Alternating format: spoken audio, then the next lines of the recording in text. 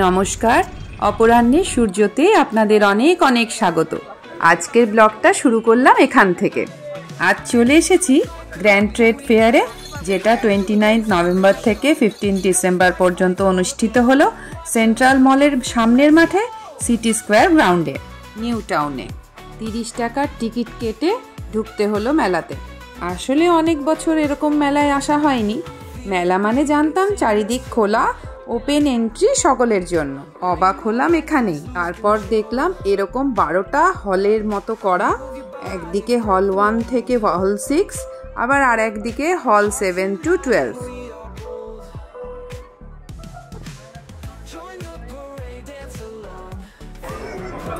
এই ব্যাগটার কি রেঞ্জ? কোনটা? এটা আপনার 1600 টাকা। इसका क्या प्राइस है? 1000 रुपये का। এটা 300 টাকা। 300।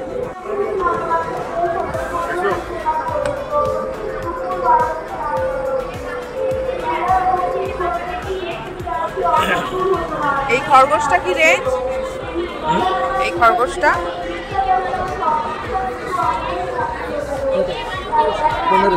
1500। কিসের এটা? কিসের তৈরি?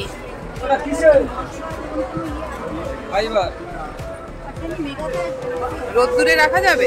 সব জায়গায় রাখা যাবে। ফাইবার সব জায়গায়। গরমে গলে টলে যাবে না? মেশিনে হিট দিয়ে তো তৈরি। প্রথমেই কিছু কিনছিলাম না, আগে জিনিসগুলো কেমন, তার প্রাইস রেঞ্জগুলো কেমন বোঝার একটু চেষ্টা করছিলাম। যেহেতু যে কোনো কালারফুল জিনিসই আমার খুব পছন্দ আর ঘর সাজাতে আমি খুব ভালোবাসি, তাই এই কর্নারটা আমার বেশ ভালো লাগছিল।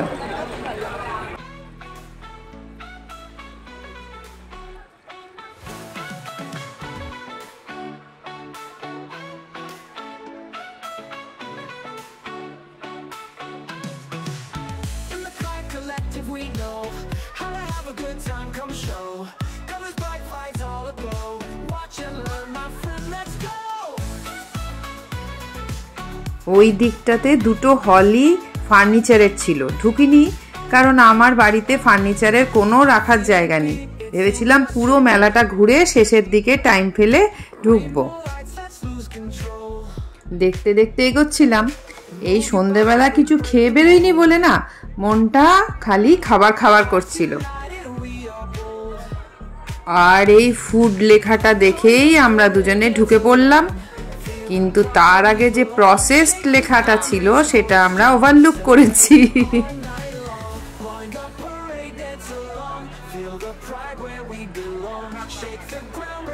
ঢুকে ঢুকেই শুকনো চা পাতা, তেল, পান মশলা, বড়ি এই সমস্ত দেখে এত বিরক্ত লাগছিল, তখন আমরা দুজনেই কখন ওই হল থেকে বেরোবো সেটাই ভাবছিলাম। সব জায়গার নানা রকমের মশলা এখানে ছিল।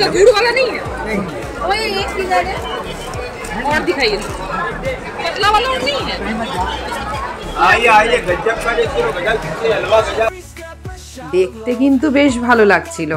এত রকমের জিনিস তো একমাত্র এক জায়গায় মেলা ছাড়া সম্ভবই না, তাই না বলুন?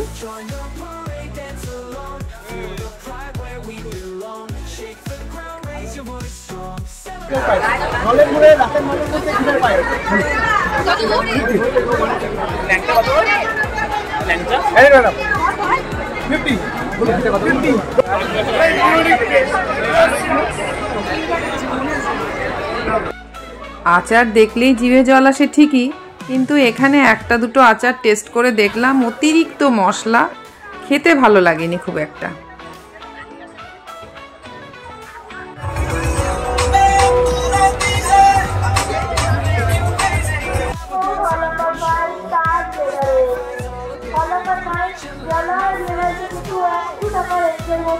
এবার আর ধোকা নয়, এবার হল নাম্বার 7-এ ফুড কোর্টে ঢুকে পড়লাম।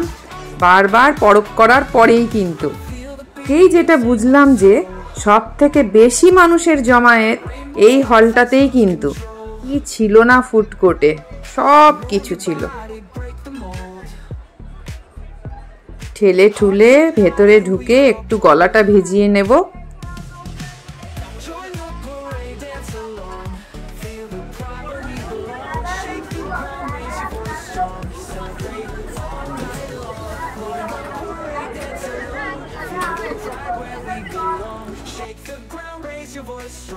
এত চারিদিকে নানা দেশ বিদেশের খাবার দেখে না ওই বাঁশবনে ডোমকানার মতো অবস্থা। কোনটা খাবো, কোনটা খেতে যে আদৌ ইচ্ছা করছে বুঝতেই পারছিলাম না। একবার ভাবছি রোল খাবো, একবার ভাবছি কাবাব খাবো, কোনটা যে খাবো। পেটের জায়গাটা তো সীমিত, একটু খেলেই তো পেট ভরে যাবে, তাই বেশি আলতু ফালতু খেয়ে তো পেটটাকে ভরানো যাবে না, না তাই না? তাই দেখতে দেখতে চলছিলাম, দেখি কি খাওয়া যেতে পারে। ঠান্ডা লেগে আমার গলাটা একদম ধরে গেছে, আপনারা একটু মানিয়ে নেবেন কেমন। এটা কি ভাজা হচ্ছে?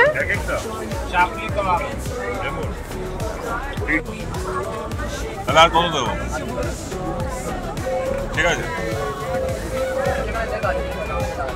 কুপন দিয়ে দিচ্ছি, ঠিক আছে भैया वो दे दो, एक ये वाला दे दो। এই একটা ভেটকি কাবাব ফ্রাই নিতে পারতে। এটা কেমন দেখতে হবে?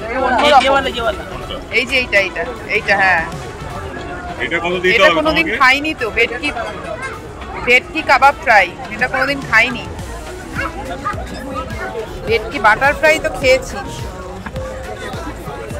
कितने से हो गए?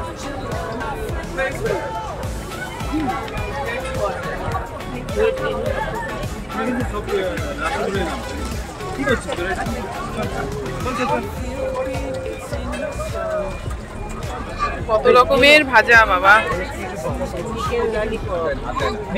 দেখেই যেন খাবারের ইয়েটা চলে যায়, গা গুলিয়ে ওঠে। কত রকম, আবার গন্ধটাই হচ্ছে। ভেবেছিলাম মেলার খাবার হয়তো ভালো নাও হতে পারে, তাই কিন্তু করে এই দু রকম নিলাম, কিন্তু খেয়ে না ধারণা একেবারে বদলে গেল। অনেক বড় বড় নামকরা রেস্টুরেন্টের থেকে কোনো অংশে কিন্তু খারাপ বানায়নি, তবে এই যে ভেটকি কাবাব ফ্রাই যেটা, সেটা একদম ভালো লাগেনি।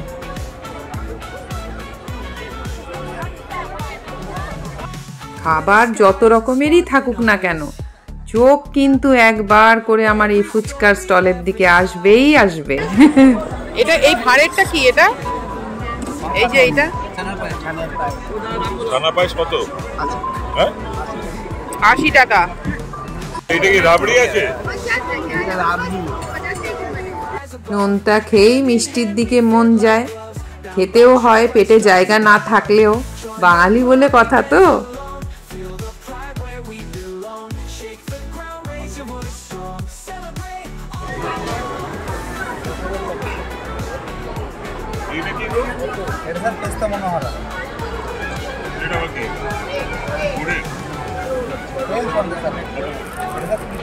এই বাটারস্কচ মিষ্টিটা নেব, এই বাটারস্কচ মিষ্টিটা একটা দিও তো। ছানার পায়েসটা মোটামুটি ভালোই ছিল, কিন্তু বাটারস্কচ সন্দেশ একদম না। ওই একটু ম্যাঙ্গো শেক, ভেটকি ফ্রাই 2 রকম, আর মিষ্টি খেয়েই পেট একেবারে ফুল হয়ে গেছিল। তাই চলে এলাম একটু মকটেল কাউন্টারে। খাওয়ার থেকে বেশি চোখে দেখে আর গন্ধ শুকেই পেট ভরে গেছিল আমাদের।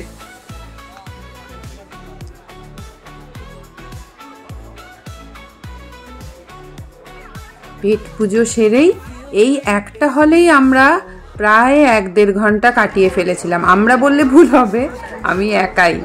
আমার কর্তামশাই বেচারা একবার এদিক একবার ওদিক ঘুরে ঘুরে বেড়াচ্ছিল। সব সাজাগোজার জিনিস তো মেয়েদেরই ভালো লাগবে, তাই না?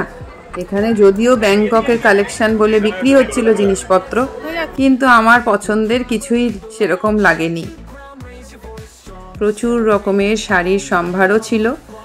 এদিকে সব সিল্কের কাউন্টার ছিল, খাদির কাউন্টার ছিল, বাংলাদেশি ঢাকাইয়ের কাউন্টার ছিল, সব রকমের কাউন্টার ছিল। দেখছিলাম ঘুরে ঘুরে, তবে সময় যেহেতু কম ছিল সেহেতু বেশি আমি এক্সপ্লোর করতে পারিনি।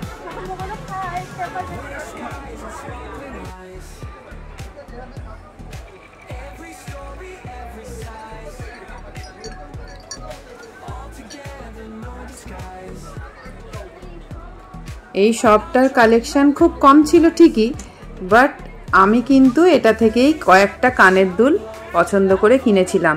রিজনেবল রেটই ছিল। আর বেশিরভাগ কেনাকাটা এই দিল্লি স্টাইল শপটা থেকে আমি কিনেছিলাম। কারণ আমি একটু ট্র্যাডিশনাল সাজতে ভালোবাসি তো, তাই এখানকার প্রত্যেকটা কানের দুলই যেন আমার পছন্দ হচ্ছিল। আর কোয়ালিটিও খুব ভালো ছিল, প্রাইসও ভীষণ রিজনেবল। দেখে দেখে কিনতে রাত প্রায় 9:30 মতো বেজে গেছিল।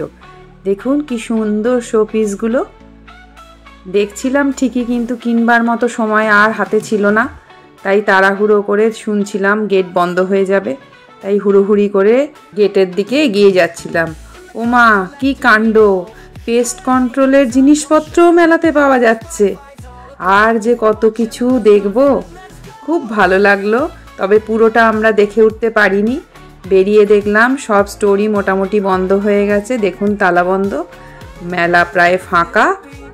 এইসব মেলায় আসতে গেলে না সারা দিন ধরে সময় নিয়ে আসতে হয়। বিশেষ করে দুপুরের দিকটায় যদি আসা যায় তাহলে প্রতিটা স্টোর মনে হয়, মানে হলগুলো আর কি, পুরোটা এক্সপ্লোর করা যেতে পারে।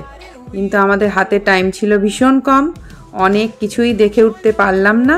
তবে প্রথম দিকে আপনাদের দেখিয়েছিলাম না একটা খরগোশ, আমি তো খুব বাগান করতে ভালোবাসি, তো সেখানে একটা রাখার খুব ইচ্ছে ছিল।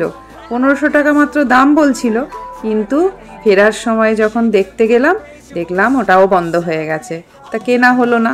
এইবার বাড়ি ফেরার পালা। আমার পরিবারের সব পুরনো নতুন সব বন্ধুদের আমার ভালোবাসা জানাই। আপনারা যারা ব্লগটা পুরোটা দেখলেন তাদেরকে অজস্র ধন্যবাদ। আজকের মতো ব্লগটা এটুকুই রইল। দেখা হচ্ছে আপনাদের সাথে পরের ব্লগে। আপনারা ততক্ষণ সবাই ভালো থাকবেন ও সকলকে ভালো রাখবেন।